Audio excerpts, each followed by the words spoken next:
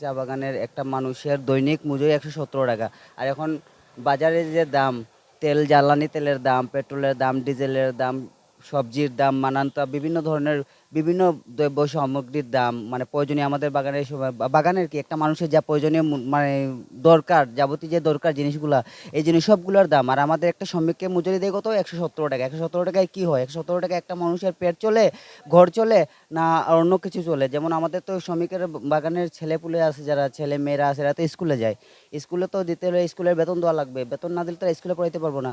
এখন ওইটা আমাদের 117 টাকায় সপ্তাহ হলে হয় কত? 700 টাকা 800 টাকা। 700 টাকায় 800 টাকা একটা মানুষের পেট চলে? পেট চলে না।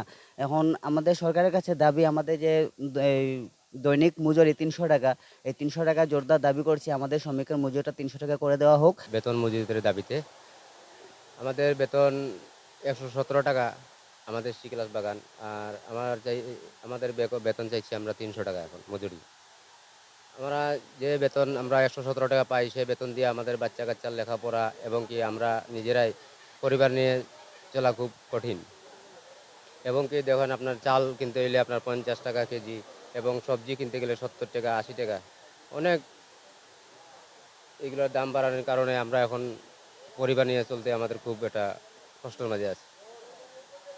আমরা এর জন্য চাচ্ছি যে আমাদের প্রধানমন্ত্রীর কাছে অনুরোধ করছি, আমাদের চা বাগানের দিকে সুদৃষ্টি যেন দেয়, আমাদের এই চা শিল্পটা বাঁচানোর জন্য আমাদের মজুরিটার দাবিটা যাতে,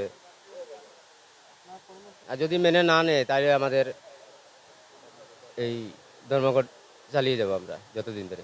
2019 সালে আমাদের বেতন 20 টাকা বাড়াইছে, কিন্তু 20 টাকা বাড়ানোর পরে এখন ওনারা 14 টাকা আমাদেরকে মালিক পক্ষ থেকে বলতেছে আর কি। আর আমরা চাচ্ছি যে আমাদের বেতন বাড়ানোর জন্য, কিন্তু 14 টাকা বাড়াইলে তো আমাদের বেতন হচ্ছে না। আমাদের যে এই যে কর্মবিরতি, আমাদের বাগানের চা শ্রমিকের আমাদের 117 টাকার মজুরিতে পুষে না। আমরা প্রতিদিন মনে করো চাল ডাল কিনতে অনেক টাকা লাগে, আর আমরা এগুলো জোগাড় করতে পারি না। আমাদের 300 টাকা মজুরি না হলে আমাদের এই কর্মসূচি যতদিন চলবে, এটা চলতেই থাকবে। আমাদের 117 টাকায় হয় না, আমরা 300 টাকা মজুরি চাই।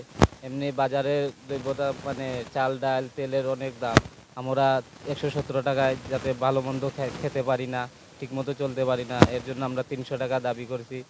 এরপরে আমরা যতদিন 300 টাকা মজুরি হবে না, ততদিন আমাদের কর্মবিরতি চলবে এবং চলতে থাকবে। মজুরি এখন দেয় 117 টাকা। আমরা 117 টাকা এটা হয় না।